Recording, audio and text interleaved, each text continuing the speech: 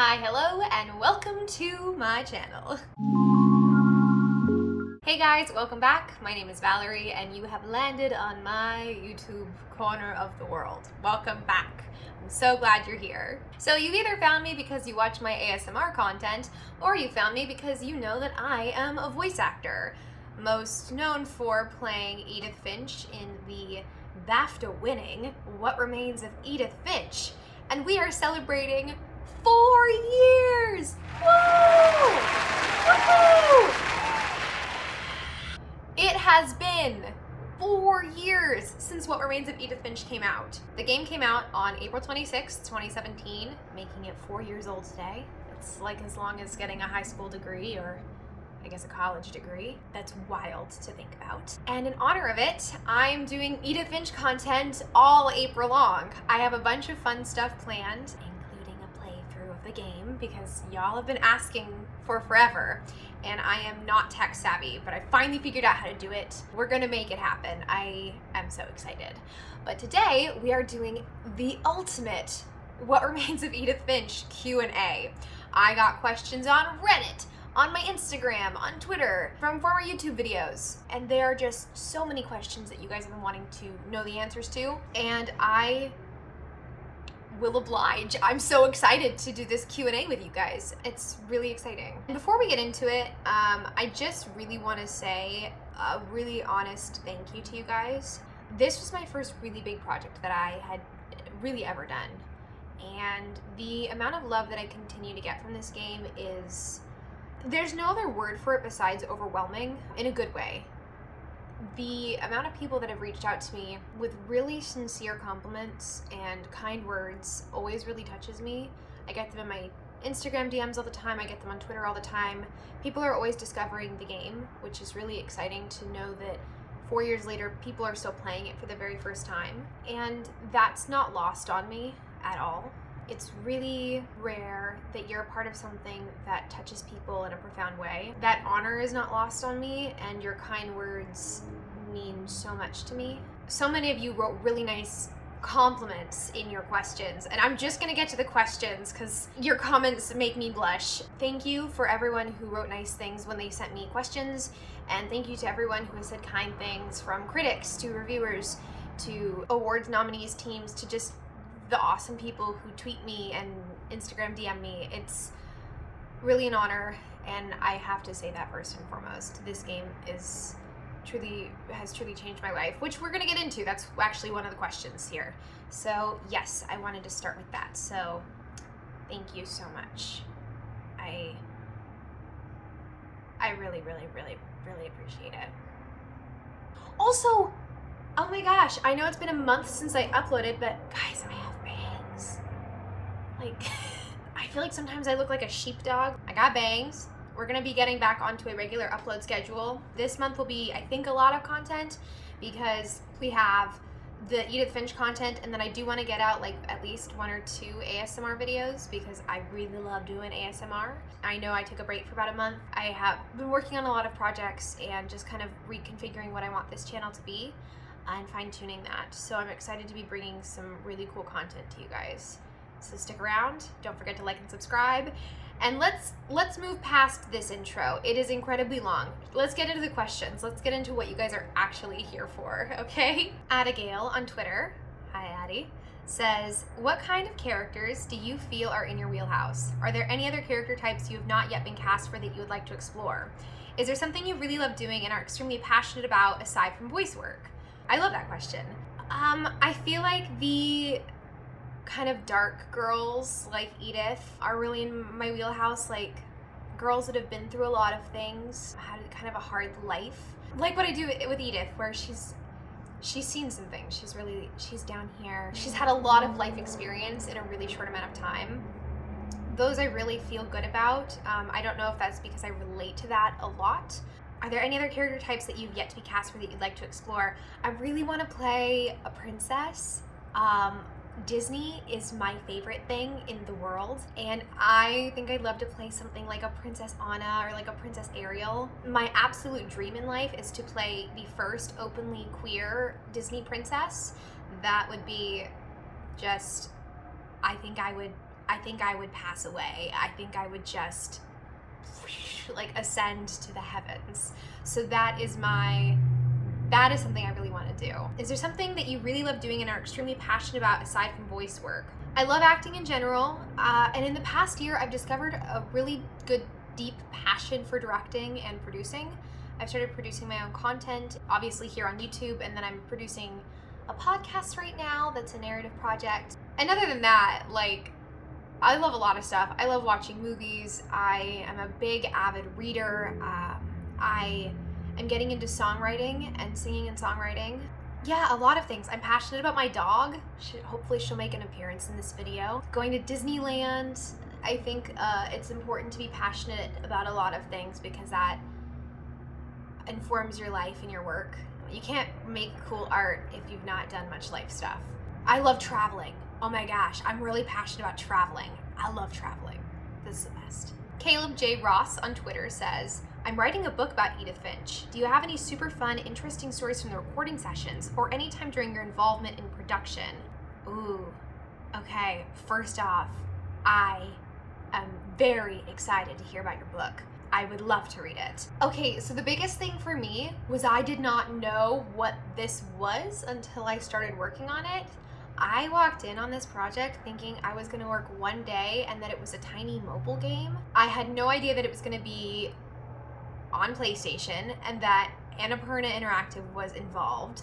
I thought it was this tiny thing, so I tried to play it really cool. Like when they told me, I was kind of just like, oh, very cool, very cool, very cool. But inside I was dying and just freaking out because this was my first big voiceover job and the imposter syndrome was very, very, very real. Other than that, it was just really interesting to piece together everything because they didn't tell me every single character's story because a lot of it was under wraps. It was very secretive. So that was very interesting to just work around these big gaps of not knowing about things, which kind of makes it exciting to work with your imagination as the actor, but it was cool and weird. And it made watching the game for the first time just the coolest. Also, I'm so excited about your book, like sincerely, that's so cool. Jess Hartz on Twitter says, have you played The Sims? And if so, did you check out the Finch house in The Sims? I remember you saw it and it made my month. Jess, yes, okay. So I don't play The Sims. I really want to get into playing The Sims. I'm just, as you'll see when I do the playthrough of the game, I'm not very good at gaming in general. I love watching. I'm not good at it. So I have not played it and played through it, but I absolutely have watched your speed build on YouTube and it is incredible. I'm gonna link for anyone who doesn't know, Jess built the entire Edith Finch house for The Sims and it is so detailed. So I'm gonna link that video down below so that you can check out Jess's incredible work because it is just fantastic. I think PC Gamer even did a whole piece on it, so go check it out. It's incredible. It's so cool. And I'll put a picture right here. Okay, editing Valerie, put in a photo. I keep kicking things and knocking things around, and I also live next to the freeway, so I'm so sorry if you guys hear like a huge truck go by. It makes filming ASMR content really tricky. It's just so loud. I've had to like completely soundproof my booth because the cars are loud. They're so loud. Daniel Walton on Twitter says, Valerie, how much has the role of Edith changed your life, and can you see her being in any other story? So as I mentioned briefly at the top, the game completely changed my life. It has opened so many doors for me, especially after getting nominated for the BAFTA Award for Best Performance and flying to London for the award show. First off, that alone was incredible, but the doors that opened for me, there's no way to describe how impactful that is for me. I'm just about to hit 1 year of doing voiceover full time, and that would not have been possible if Edith Finch hadn't started that ball rolling. When I was getting on the plane to fly to London to the BAFTAs was when I got the phone call that I had booked WOLFENSTEIN YOUNGBLOOD and was going to be going to Sweden to shoot mocap for that. And in my audition, the director Tom, who is now a very dear friend of mine, and the casting director Emily, who I just adore, both, I don't know if they called me in because I was nominated for the BAFTA award or if they had heard about me because of it, but it definitely came up in my audition and they congratulated me. So the amount of visibility that it created for me as an actor is something that I am so grateful for. It completely changed my life. I walk into so many audition rooms, even now for on-camera stuff. I auditioned for something 2 weeks ago that I have no idea if I booked it, but the writer actually was a huge fan of the game, and he was a little speechless, which is really like a really good confidence boost for me. But I mean, 4 years later and people are still, like I said, it's still opening doors for me. I'm so grateful for it. It's changed everything. Also, I have this really cool Edith Finch shirt that I usually sleep in, but I thought I'd wear it today. I cleaned it. It's not dirty. Yeah, so this is my Edith Finch shirt. Oh, this is a two-part question. Can you see her being in any other story?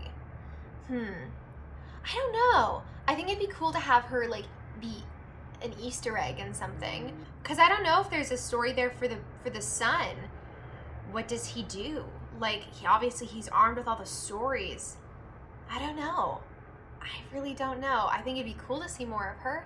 Honestly, I want to know more about Edie. Edie's the one where I'm like, there's more. I feel like Edie's like a magical old witch. I want to know more about Edie. At Alfredo Pamina on Twitter asks, did you ever break mid-recording?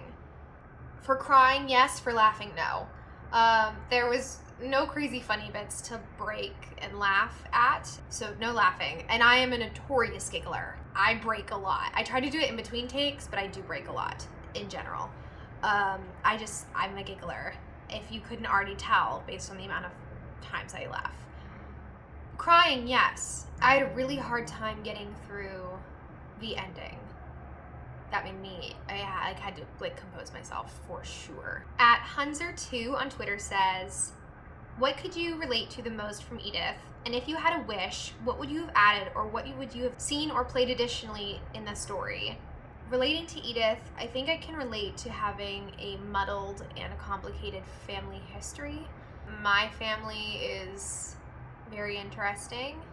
I love them. But like Edith, when you have chunks of things missing and you don't understand why your family is the way they are, it creates this kind of mystery around it. Also too, mental illness is something that runs through my family, and I think a lot of Edith Finch is a metaphor for mental illness, so relating to that I think was also very helpful in the recording process. But I think we all have family traumas, and I think that's why it has related to so many people, because we all have things that we're not quite sure what actually happened, and family helps us become who we are, so we want to know those secrets. So I definitely relate to that. And if I had a wish, what would I have added or seen more of? Yeah, like I said before, I think I want to see more of Edie. I want to know, because obviously Edie passes away after Edith and her mom, Dawn, leave. But I want to know, like, how long is Edie alone for? Things like that. I really would like to know that. At Quiche Police on Twitter says, would you be into a mini-series of Edith Finch? Obviously, it would be a lot different from the game because it's a different format, but I think it could be really beautifully if executed properly. It could be really beautiful if executed properly. Yes. So on one hand, I am like a firm believer that this is obviously built for the video game format, in the sense that we're experiencing everything with her step by step, and that creates immersion, and I think games create empathy in that way because you're experiencing things firsthand. However, I'm obsessed with The Haunting of Bly Manor, and I'm about to start watching The Haunting of Hill House, and I think something like that would be incredible. It would just be so cool. I would love to see like a Haunting of Finch House. Just throwing it out there. If anyone wants to recast me, I act on camera too. Yeah, I think it would be really cool. I'm all for it. Obviously, it's an incredibly personal piece to the creative team, so I don't know if that's something they'd ever be interested in, but I think it would be really cool, especially with the aesthetic of everything.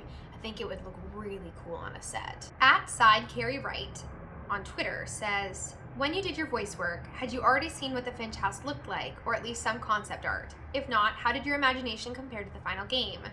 I had seen a little bit because there had been a PlayStation trailer from 2013 that had been out for like the initial announcement of the game, and things are obviously different. Games evolve as they take time to release. But I had an understanding of the world, kind of, and the general vibe. So I had seen that, and then I think that was it. I really think that was it. I might have had like one or two concept images of the house and that was it, but I kind of let my imagination run wild. And I remember being really, the words, I don't know if this will make sense. The tone of the words in the script very much fit the vibe of the art and the world building. So it wasn't far off because obviously this is like the coolest, most atmospheric script ever. So it wasn't too far off. At Vault Hunter 1998 says, which of the stories told is your favorite? As there are so many and each one is so uniquely told. I have 3 favorites. Baby Gregory makes me cry the most. Milton's is the one that leaves me with the most questions and has the music that I love the most. Milton's theme gives me chills. That's thanks to our amazing composer Jeff Russo. But the story that gives me the most chills overall is definitely Lewis's. That story is so eerie, and I remember playing it for the first time and I was like yelling at the TV, like just freaking out about the art and the storytelling and the mechanics and just how slowly and seamlessly you transition from the fish factory to the palace. And also too, like, I think there's like a giant cat god in there, and just, that story is incredible. That's my favorite by far. At Truly Olaf asks 2 questions. They say that stage acting is all about big motions and film acting is all about tiny motions. What is voice acting all about? And how does VO for games differ from other media? I think voice acting is all about feeling and authenticity, because you are, I don't have a mic in front of me, but you're like this close to the microphone and there is no room for faking because people can hear it. So I think it's all about truth and honesty and having fun. It's a lot about having fun and bringing your own opinion to things, because you don't have a set built around you and someone costume fitting you and things like that. You kind of, especially when you're brought onto something in early stages of development, you have to have an opinion on things and a point of view because you don't have those other aids to help you out. How does VO for games differ from other media? Honestly, I think it's fairly similar in terms of tone and like prepping for it and things like that. The biggest difference is that you have so many different dialogue trees, because obviously things are player controlled.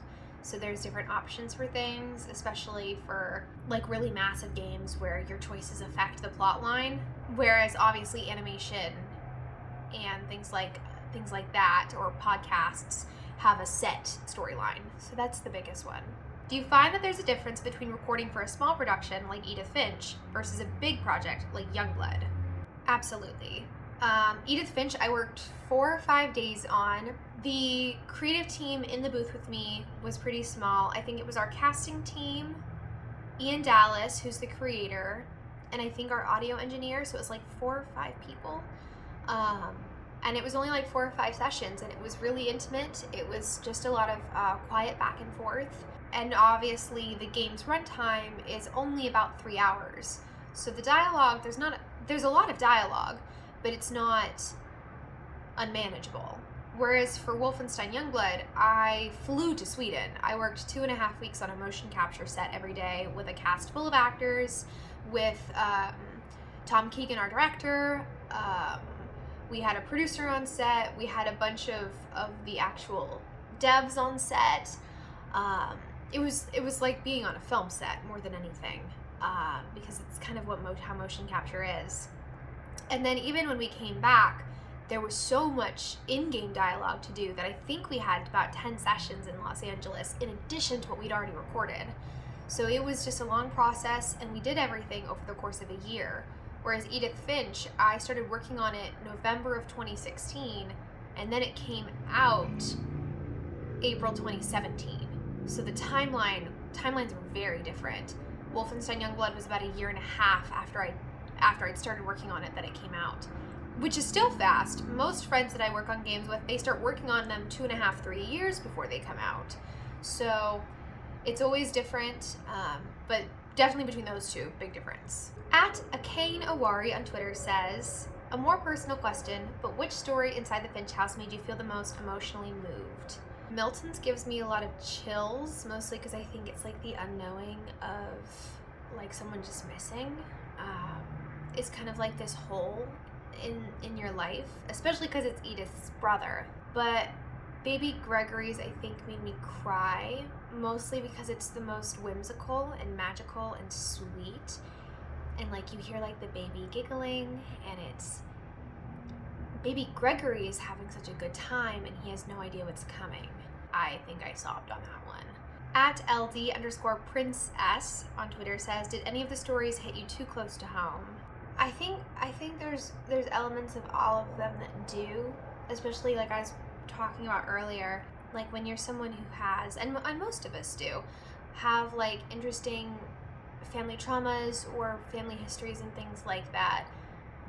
There's little pieces in all of them that I find in my own life and like my family or extended family that I think that they all hit in little pieces. I think Edith's journey of trying to find the truth is something that hits really home for me as someone who is also working on like figuring out things like, who am I, where do I come from, why am I the way I am?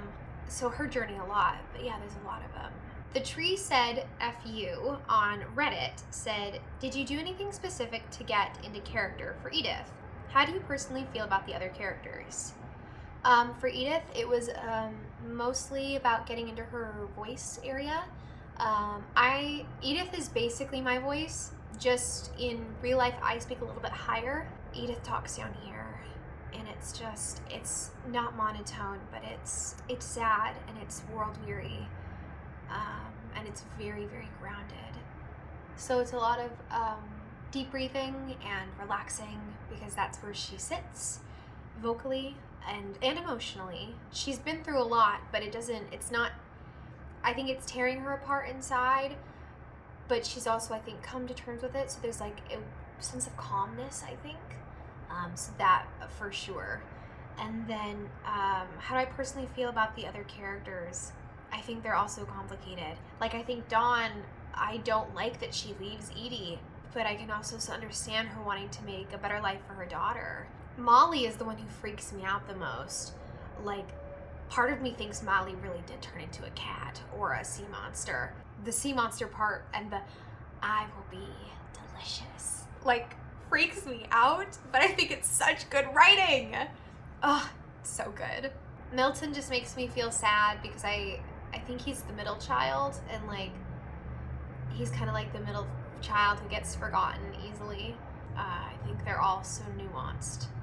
At Fanchin Lyrics on Reddit, what do you think was the most challenging scene to record and voice act for?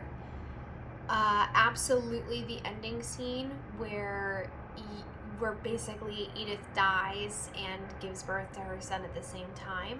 Not only was it like emotionally hard, but it was also like getting like the perfect like dying breath was very important.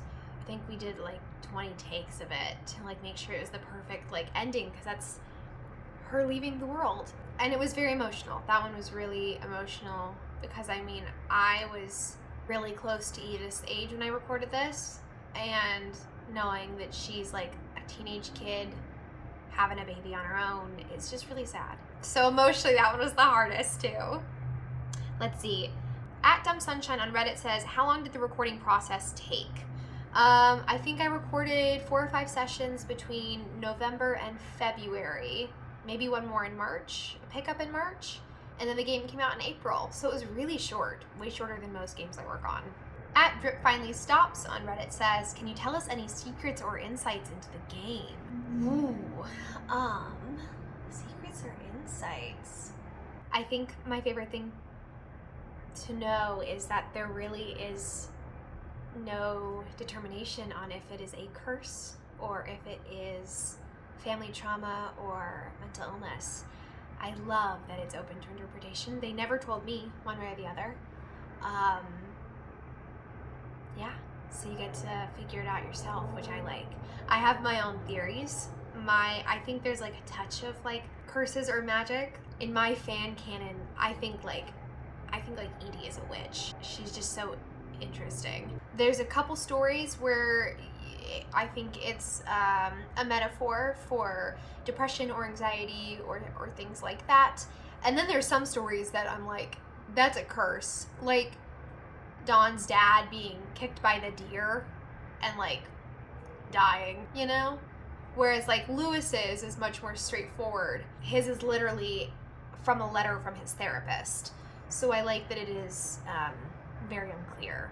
But yeah, I think a lot of it is about unprocessed trauma and undiagnosed mental illness and how it trickles down and causes questions. So those are my thoughts. I feel like I don't know so many secrets. Going into it, I feel like I have so many unanswered questions as well. There's like so many things I want to sit down Ian Dallas and be like, Ian, I must know this, this, and this. Tell me. So, yeah. Orleanist on Reddit says, how did you feel about Edith's ending? Edith's ending makes me really sad, but it also gives me points on the it's a curse idea of figuring out what this whole game means. Personally, I made the choice that Edith suffers from depression. Obviously, she's been through a lot. Obviously, she just like dies in childbirth in 2017 as like a generally physically healthy 17-year-old. So we have modern medicine, you know, like I think she should have survived, right? If it wasn't a curse. So I don't know. I think there's a lot of questions to be had. And it makes me cry that you think you're playing as Edith at first when you open up the journal and you have the cast on your arm, but then it's not her. It's her son coming back 17 years later. At Indie Sheep on Reddit asks, did the developers ever give you more details on Barbara's story? I spent a couple of playthroughs painstakingly looking for more clues on her fate, but found nothing concrete. No, and Barbara's story confuses me and makes me wonder because was it the boyfriend? Or was it like a cult? I personally like the idea that it was a crazy fan because obviously she was a child actor and crazy fans do exist. I mean, we've heard stories of that in the media. Whether or not they were like crazy cannibalistic monsters, I don't know. Hers gives me the most questions, and I was so confused by it when I recorded that one, especially because Edith has the most doubts about the authenticity of that one. I think she even says it in there. So I don't know at all, but I wish I had more. If anyone has any thoughts, like please leave them down below because I would love to hear your fan theories. At VHHD2797 on Reddit asks several questions. First one, what made you want to be a part of this game and act the role of Edith? It was my first huge booking. I loved her dialogue. I thought she had such a great character description. And then obviously just really any chance to work is exciting. Do you think What Remains of Edith Finch could be turned into a movie or a book? As we've discussed, movie or miniseries, I think it'd be so cool. And I think it'd be really cool as a book. I'd love to read it as a book. I think that'd make a great novel for sure. Do you think the curse will ever be broken? I think that Edith breaks the curse by writing the journal. Because I'm a firm believer that if it's and it could be both. If it's a metaphor for mental illness, like undiagnosed mental illness, knowledge is power. And when you learn about something and how to heal and take care of yourself, you have that power to help yourself and help your children. And if it is a curse, then she's given all of this knowledge to her son to help battle it in a way. So I kind of think Edith broke it. And I think that we have this final Finch who gets to go forward and make new choices, and it's up to him to do what he will with the knowledge he's received. So yeah, that's what I think. I think it's broken. I hope it's broken for him and for Edith's sake. What was the audition process like? So it was actually pretty simple. I submitted my voiceover reel on a website called Actors Access, and they, a couple weeks later, sent me back the sides. It was the opening monologue where she's seeing the house for the first time. And I remember getting the audition notice, and it was something like, Edith is a dark storm on the horizon that may never arrive. And I thought it was just the coolest description of a teenaged character that I'd ever heard in my life. So I did a couple takes. I did it in a pillow fort that I built on my bed. I recorded it on my phone. Not the most professional in any way, shape, or form. And then I submitted it, and I had this weird feeling when I submitted it. There's been a couple times in my life where I felt like this is the one, and this was one of those times. And then I was sitting at my favorite restaurant at Disneyland and got an email saying that I was put on hold and to please hold these dates open because we might want to record you. And then about, I think 2 nights later, I got an email saying, you are confirmed to record. We would love to offer you the role of Edith. And I was over the moon. It was my first, like I said, first big job, and it was so exciting. Okay, now we're going back to some Twitter questions. Like I said, guys, this is the ultimate What Remains of Edith Finch Q&A. So there's a lot here. Brad Hayhurst on Twitter says, would you cosplay as Edith? Well, Brad, you might want to stick around on my YouTube channel because I may or may not be having an Edith Finch cosplay video come out. So more on that later. Love Trisha at TrishaHarry97 says, would you like to see another game with Edith? And if so, what would you like it to take place? When would you like it to take place? If no, would you like to see another game in the world? Also, what's your favorite song on the soundtrack? Favorite song is Milton's theme. Beautiful. I just listen to it sometimes to fall asleep. I do have the record. I'm going to probably play the record on my TikTok because I've actually not played the vinyl yet. Because I don't have a record player, but I have a friend who does. Would I like to see another game with Edith? Yeah, maybe it'd be cool, like I said, to have a game about Edie, and like at the end we see like Edith as a baby with Edie as a grandma or something like that. And if so yeah, like if so, when would I like it to take place? Maybe around Edie's time. And I would also like to see another game in the world. I think it's so atmospheric and well built. And Orcas Island is such a cool setting.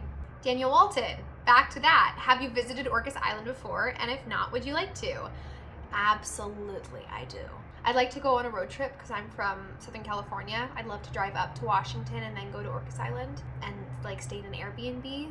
So that's a plan. I think it'll be a vlog, but it'll be, I think, after I'm fully vaccinated and things start to go back to normal. At Johnny the Mooney on Twitter says, do you think that a movie could expand on the story of the game, showing Edith's life after losing her family and how her son finds out about her and the Finches? Yes, I think it'd be cool if it was a mini-series. Obviously the game's only 3 hours, and let's take an example of like Haunting of Bly Manor. It's 10 hours, it's 10 one-hour episodes.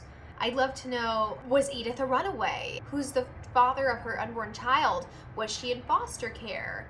I want to know all of that. I think she might have been a runaway if she's still 17. And obviously she's not 18, she's not legally an adult. So did she run away from her foster home or her orphanage or wherever she was? I'd love to see more on that. I think it'd be really exciting. And also too, I think it'd be fun to go more in depth on each family member's story because they're eerie, and I think it'd be really cool. At Min Nguyen on Twitter says, was it particularly gut-wrenching when you voiced the ending, knowing what has and will transpire? And if so, how did it feel? Yeah, it was actually really sad after I finished recording, knowing, because I recorded that last, and it was really weird to know, like, oh, my character's dead. Like, I've had to say goodbye to her. Like, I don't get to play her anymore. Whereas something like Wolfenstein, who knows if I'll ever get to play Jess again, but at the end of Wolfenstein, she's alive and well. Like, so is her sister. So you don't really have to say goodbye to them, because they're still around. But with Edith, it was very sad. Yeah. I get really attached to my characters. I think of them as like extensions of myself, so I get very sad. I don't want to let them go. They're mine. At GOJS7 on Twitter says, did you have the chance to play any other games after? Is there a game that you really want to play? So I just got my first PS4. I'm currently playing The Last of Us, which I'm really enjoying. I want to play the Assassin's Creed. I want to play Assassin's Creed Valhalla. I want to play Spider-Man Miles Morales. Also mostly, because I think Miles Morales is like a flippin' cool, like, Spider-Man. But also too, I mean, he has Spider-Cat, and that's really important to me. He has a little mask and he looks so cute. And then I love animals. I really want to play Stray when it comes out from Annapurna again, because it's about a cat and it'll probably make me cry because everything Annapurna does is a sob fest and deeply emotional. So yeah, I want to play those. Dom at XL Elite Paradox on Twitter says, what was your favorite thing to say in the game? There's a line that she says about the house, like, it looked like a smile with too many teeth. Haha, I found the teeth quote. It is, nothing in the house looked abnormal. There was just too much of it. Like a smile with too many teeth. Who writes that? That's so weird. What a weird thing to say. That one, because it's so weird. I want to have that like on a t-shirt or something. At _Jordan Aslet _ did you have a routine that you did to help yourself get into character? If so, what was it?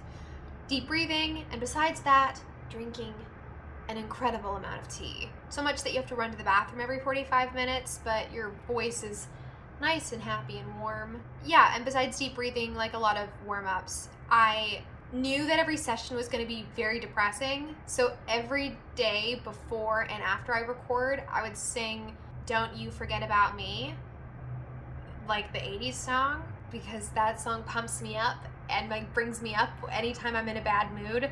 So those for sure.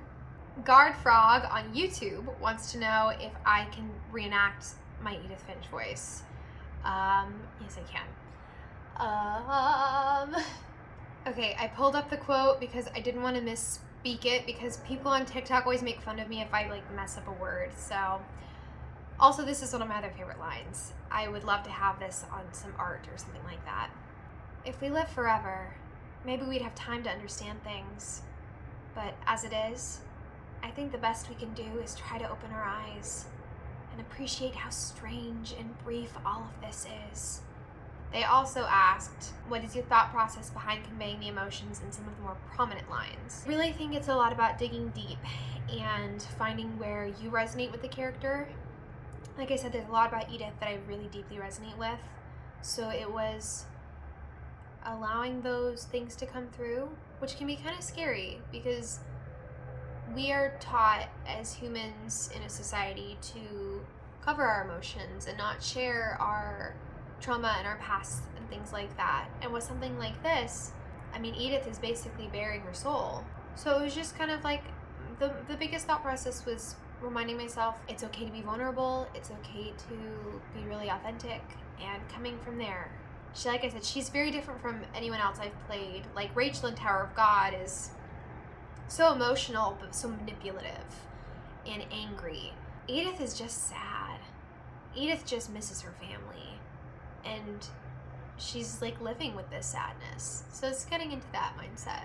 At What's My Name on YouTube asks, since the game is a first-person one and we never get to see Edith, what do you think she looks like? Or did you unconsciously picture yourself as Edith? I pictured myself as Edith, and then afterwards I found some concept art, which I will put right here. And I think I kind of look like her, a little bit. I mean, like the dark features and stuff like that. So, and I guess now she kind of has little bangs. Yeah, but I definitely kind of pictured it like my journey as me being her. Yeah, but I love seeing art of her, and I love seeing when people like cosplay as her or do fan art of her, because it is first person, so it is kind of left up to the imagination for the player as well. Oh my gosh, we did it. I think we did what, like 40 questions? That was intense. That was the longest Q&A I've ever done in my life. Thank you guys so much. I hope you didn't get crazy bored, This was so much fun to do. Like I said, I have so much Edith Finch content planned, so please keep an eye out. Make sure to hit that like and subscribe button. I love creating YouTube content here, and I love building this wonderful, exciting, and very kind community. So stick around, and I will see you on the next one. Thank you guys so much, and have a beautiful, magical, and wonderful day. Bye. Mwah.